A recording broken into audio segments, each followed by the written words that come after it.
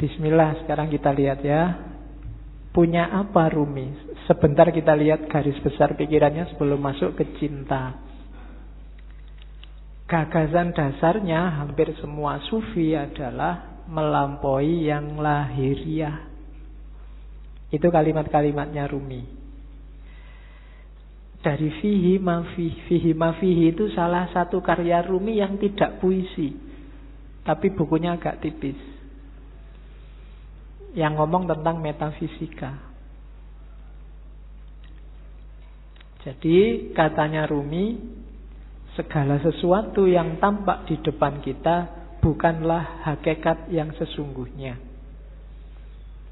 Ini hampir semua sufi bilang begini. Yang lahir itu tidak sejati. Yang kelihatan itu tidak asasi. Rumi ngasih contoh. Yang tampak dari bumi adalah debunya. Namun di balik debu itu adalah sifat-sifat Tuhan yang mengejawantah. Dimensi dalamnya adalah emas permata, sementara dimensi luarnya adalah sebongkah batu. Jadi ini penekanan sangat serius dari para sufi. Kita jangan ketipu oleh lahiriah. Karena yang lebih punya nilai itu adalah yang dibalik lahir. Ya kalau manusia berarti ruhaniyahnya lebih penting.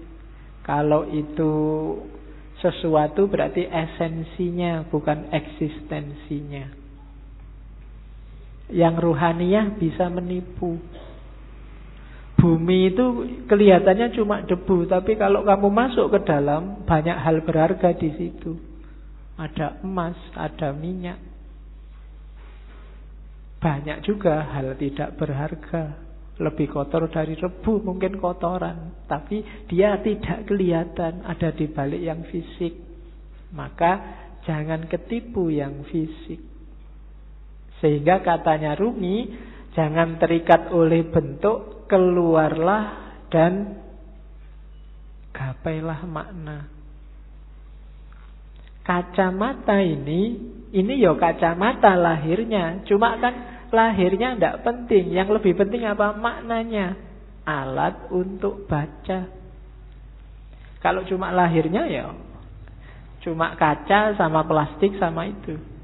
Dia jadi bermakna karena apa? Ada sesuatu yang dikandung di balik yang fisik apa? Dia bisa dipakai untuk baca. Itulah makna. Atau mungkin pas kamu gatel terus dipakai untuk garuk-garuk. Ini kan makna namanya. Kelihatannya tidak penting, tapi dia maknanya apa itu lebih penting. Teh ini misalnya. Ini kan minum. Biar kamu hausnya hilang. Menghilangkan haus itu makna dibalik barang yang warnanya coklat ini.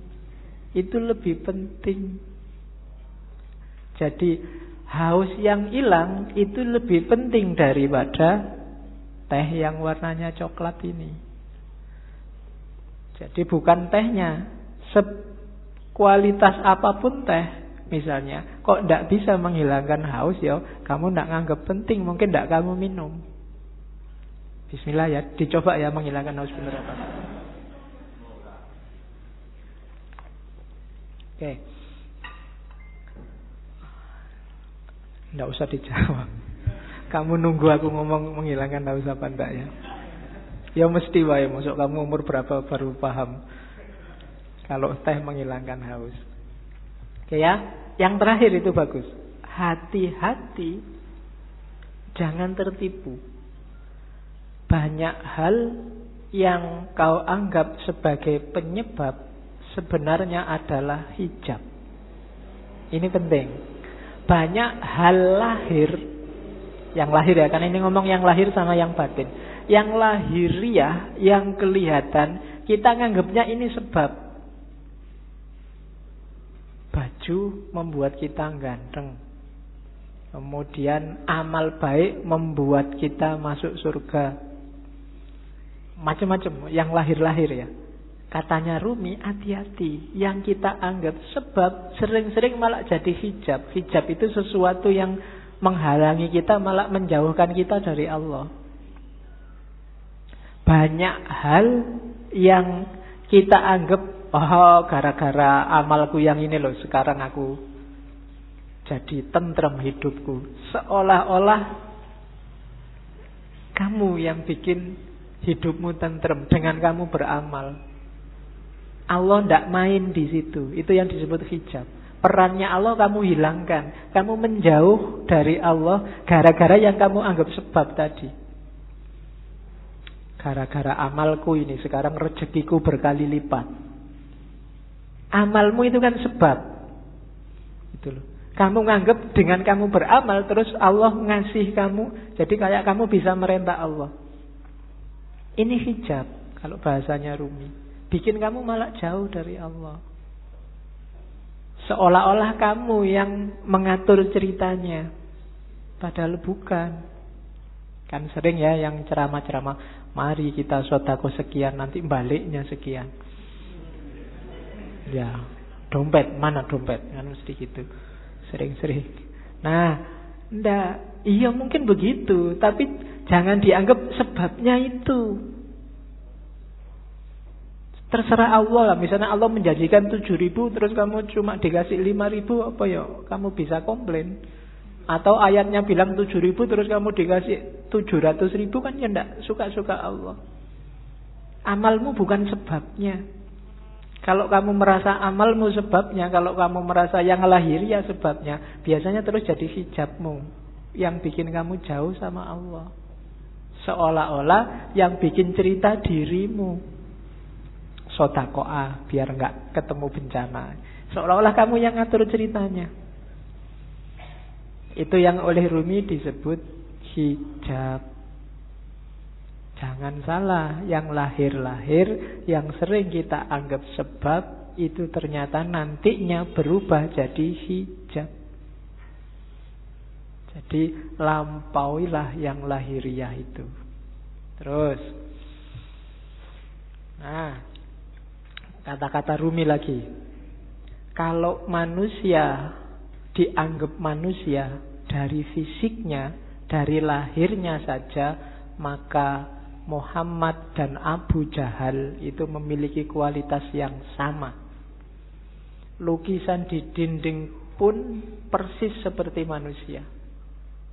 Lihatlah apa yang kurang, lukisan indah itu kehilangan ruhnya. Jadi manusia juga begitu. Jadi manusia atau tidak yang sejati tidak tergantung fisik, tapi tergantung dimensi batinnya. Kalau hanya fisik, maka Muhammad dan Abu Jahal itu ya sama-sama Arabnya, sama-sama punya jenggotnya, sama-sama pakai jubahnya, sama-sama pakai bahasa Arab, sama-sama takbir. Mungkin. Tapi yang membedakan apa? Ruhaniyahnya, batinnya. Maka kalau menilai, patokannya jangan luarnya. Kalau kamu menilai orang baik, wah ini pakai jenggot, pakai baju jubah, batuknya hitam, radikal mesti. Nah, itu namanya kamu hanya dari lahirnya. Oh, pakai kopiah, pakai sarung santri, bid'ah mesti kelakuannya. Nah, itu cuma dari lahirnya. Apa yo ngerti? Cuma dari lahir, kan begitu. Kalau hanya kamu lihat lahirnya, mungkin yo bintang-bintang film itu yo harusnya sangat berkualitas. Superhero atau main jadi wali, kan ada itu jadi kiai itu. Kalau cuma lahirnya loh ya. Oke, jadi ndak lampaui yang lahir, jangan ketipu oleh yang lahiriah. Banyak orang tertipu di situ. Jadi katanya Rumi, duhai saudara, engkau adalah apa yang kau rasakan dalam pikiranmu. Selain itu hanya tulang dan daging. Kalau kau anggap dirimu bunga, maka engkau adalah taman bunga. Kalau kau anggap dirimu semak berduri, maka engkau hanyalah bahan bakar perapian. Itu maksudnya Rumi, ayo kita garap wilayah batin kita. Kamu nganggap dirimu hari ini apa? Sebagai manusia. Jangan berhenti di kulit dan daging. Jangan sibuk mikir, aku sudah ganteng apa belum ya? Hari ini kayak gimana kelakuanku yang fisik-fisik. Enggak. Coba dilihat batinnya dulu dibereskan. Kalau yang dalam sudah beres, keluarnya pasti bagus. Itu maunya Rumi. Kalau dalamnya masih belum beres, ya susah. Jadi lampaui dulu yang lahir. Oke. Bahkan banyak amalan-amalan ibadah lahir di banyak hadis jadi tidak bernilai ketika batinnya tidak ikut. Kan banyak itu kan. Kam min so'imin, berapa banyak orang puasa hanya dapat lapar dan haus. Berapa banyak orang sholat hanya dapat capek fisiknya saja dan seterusnya. Itu berarti apa? Kualitas lahirnya beres, tapi kualitas batinnya belum.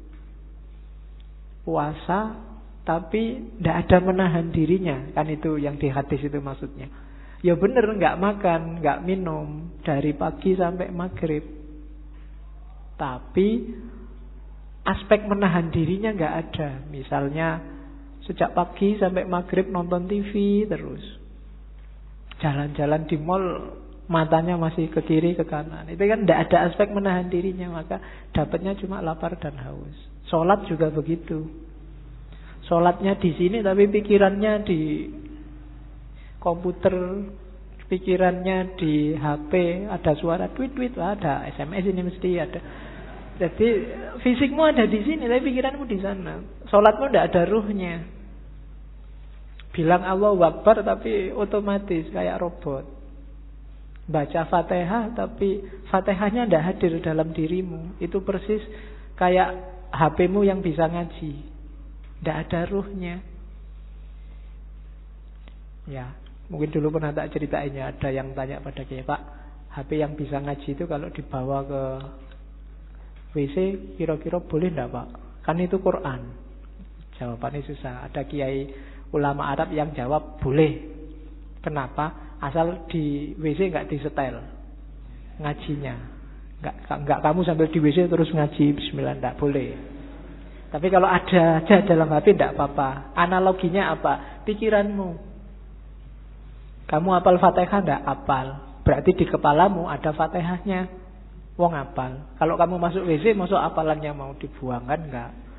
Berarti tulisannya ada, hafalannya aja masuk WC, asal nggak kamu bunyikan waktu di dalam WC.